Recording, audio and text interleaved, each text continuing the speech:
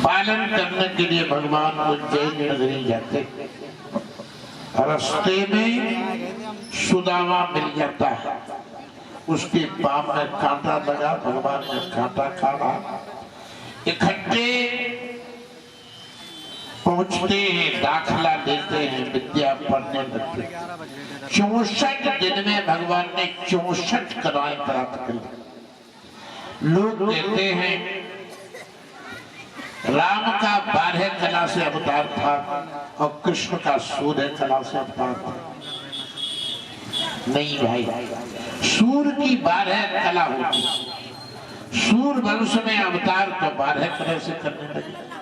चंद्रमा की 16 कला होती, तो रात नहीं है। चंद्र वंश में अवतार, इसलिए 16 कला से भगवान कहने लगे। और भगवान ने 64 कलाएं तो उज्जैन नगरी में प्राप्त कर ली, फिर कितनी कलाएं हो। भगवान तो अकलनीय है, कलाओं से परे है, परे। कला तो सब हाथ जोड़ करके भगवान के सामने खड़ी रहती है।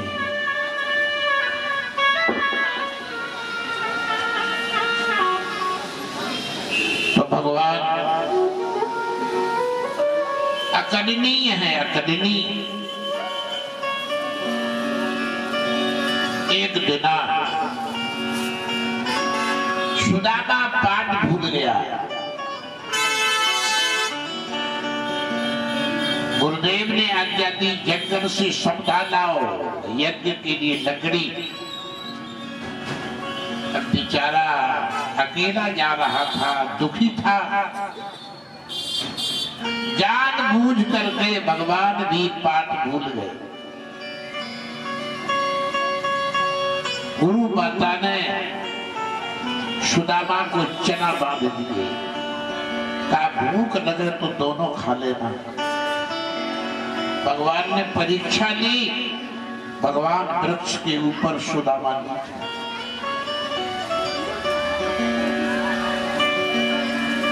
पानी बरसने लगा, ठंडी ठंडी हवा चलने लगी। सुदामा धीरे धीरे चना चबाने लगे ठंडी में। भगवान ने कहा भैया कुछ खा रहा है? सुदामा ने कहा ठंड के कारण दांती कटकटा रही, कुछ नहीं।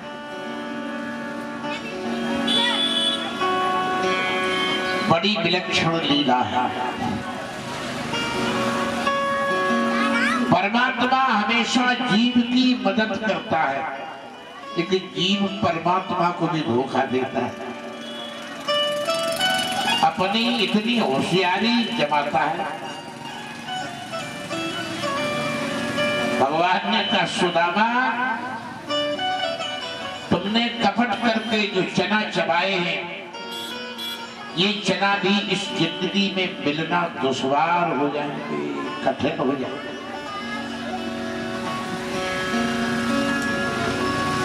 अंत में गुरुदेव के चरणों में प्रणाम करते हैं। पूर्ण रूपेण विद्या हमने प्राप्त कर ली, मुझे आज्ञा मैंने, आप बताओ वही दक्षिणा के रूप में समर्पित कर दे। गुरुदेव ने कहा मेरा बालक समुद्र में डूब गया है, वो डूबा हुआ बालक मुझे दक्षिणा के रूप में चाहिए। भगवान ने एक पहाड़ छोटा सा है, वो हर्षित माता को विराजमान किया, समुद्र में कूद गए और एक दैत्य शंख में छुपा रहता था। भगवान ने उस दैत्य का वध किया और वो शंख लिया, पंचजन्य उस शंख का नाम, और जमराज की शैमनीपुरी में बजाया। जमराज ने कहा भाई कौन फक्कड़ आ गया है, ये हमारी पुरी में शंख बजा रहा है। जब भगवान को देखा तो जमराज ने कहा भगवान का आना, चरणों में गिर के प्रणाम किया, उनकी आरती पूजा की, स्तुति की, प्रभु आपका आगमन। भगवान ने कहा हम नरलीला कर रहे हैं, उसमें मेरे गुरु का पुत्र समुद्र में डूब गया, वो तुम्हारे यहाँ आया। वह बालक मुझे चाहिए, गुरु को दक्षिणा के रूप में देना है। यमराज ने कहा यहाँ जो आता है वो कर्म का फल भोगने के बाद वापस जाता है, लेकिन जब आप आ गए तो आपके लिए तो कोई वस्तु बना है ही नहीं।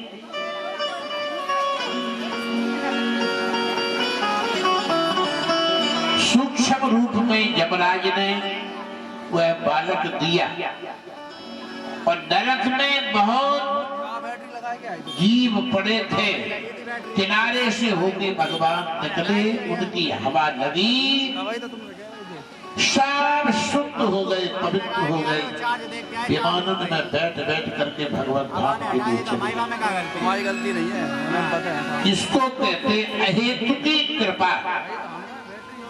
बिना ही हेतु के, बिना ही कारण के परमात्मा कभी कभी जीवन पर कृपा करता है। हेत रहित जग जुग उपकार। भगवान बिना ही कारण के उपकार करते रहते हैं। हेत रहित जग जुग उपकारी।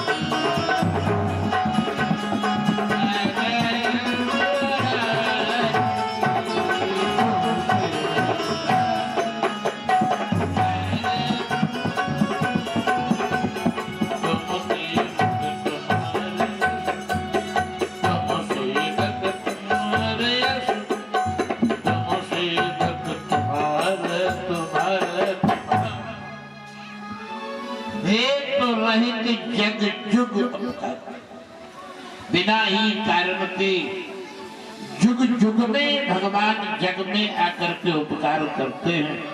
तुम तुम्हारा सेवक, ऐसे तुम्हारा सेवक भी उपकार बराबर करता रहता है। असुरों के मारने के लिए आते हो, हित करते हो असुरारी।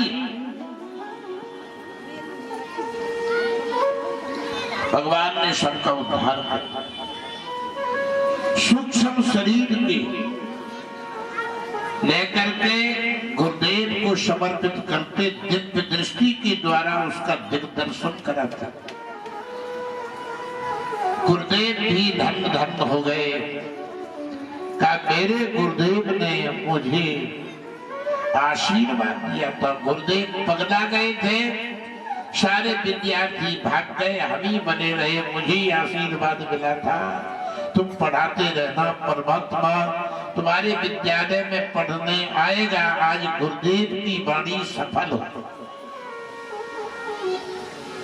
दर्शन कराया, बालक वापिस चला गया, मोह नष्ट हुआ। उज्जैन नगरी से भगवान मथुरा में लौट करके वापस आते हैं। सुदामा अपनी पुरी के लिए चला जाता है।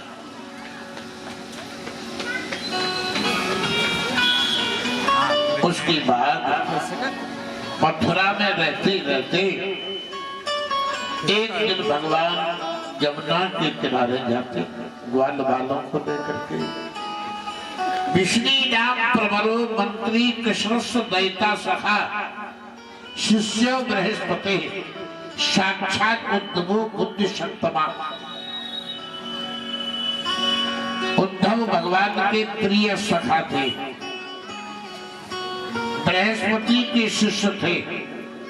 सखा वही होता है जो अपने दिल की बात छुपाई न जाए, बस कह दे ही जाए, वो सखा है। एक दिन भगवान यमुना के किनारे जा रहे थे, उसमें एक फूल का दोना बह के आ रहा था, उसमें फूल रखे। भगवान ने डुबकी लगाई और दोना भगवान के हाथ में आ गया। भगवान ने उसे सूंघा। 2 मिनट के लिए मूर्छित जैसी स्थिति हो गई। होश में आए उद्धव ने पूछा, ये दोना में क्या कोई जहर फैल था? 2 मिनट के लिए आपकी स्थिति ऐसी हो गई जैसे कोई बतख व्यक्ति हो जाता है। भगवान ने कहा, जहर नहीं, ये वृंदावन से दोना बहते आया है और इसमें जो फूल रखे हैं, ये फूलों में राधा रानी का अंगराज लगा है। राधा रानी शुद्ध भक्ति है, भक्ति का अंगराज मेरी नाक में गया तो अचेत अवस्था हो गई और दोना बदल के आया है। इसे तुम समझ लो, दोना का अर्थ होता दोना एक ही है, हम में और उनमें अंतर नहीं है। जैसे जल और जल की तरंग में अंतर नहीं होता है, लहर में सूर्य और सूर्य की रोशनी में अंतर नहीं होता है, चांद और चांद की चांदनी में अंतर नहीं होता है, कमल और कमल के पराग में अंतर नहीं होता है, उसी के तो ऐसे हम में और उनमें अंतर नहीं है। शुद्ध भक्ति है। बार बार मुझे ब्रजवासियों की याद आती है। इति युक्त उद्धवो राजन संदेशम भक्तरा आदाय प्रथमा रुहि प्रायेयु नंद गोकुल।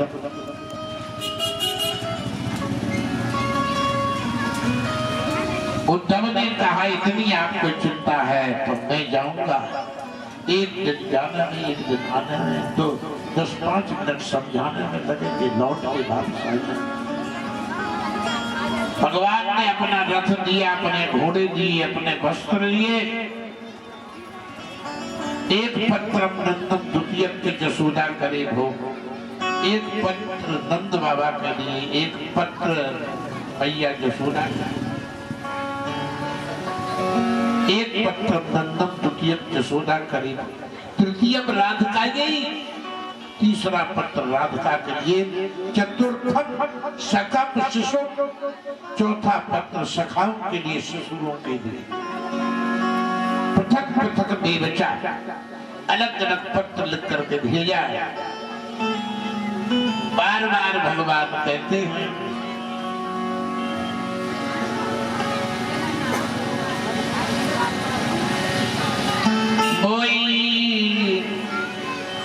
मोई ब्रज बिसरत नैया कूधो मोई ब्रज बिसरत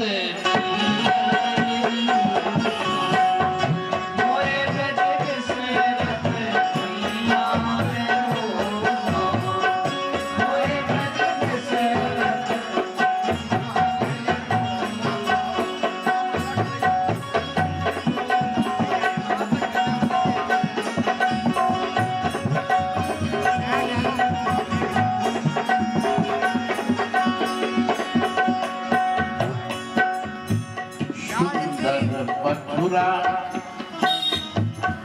नहीं आइए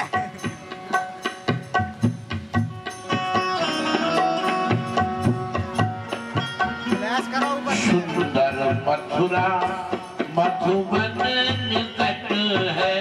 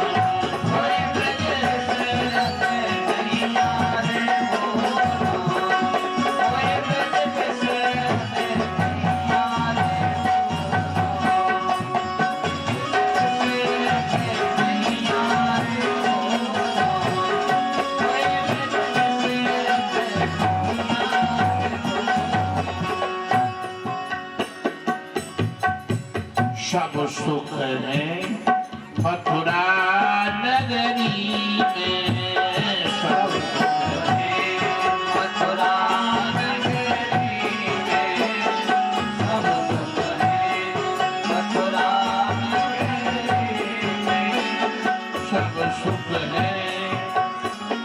सब सुख है मथुरा नगरी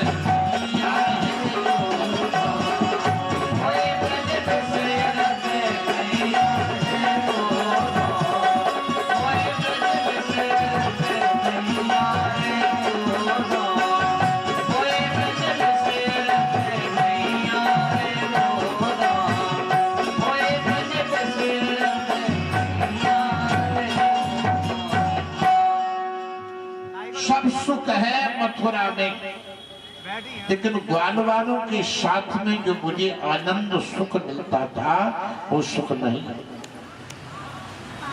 एक बार हमने ग्वाल वालों को वैकुंठ लोक का दर्शन कराया। ग्वाल वालों से कहा कर लो वैकुंठ का दर्शन।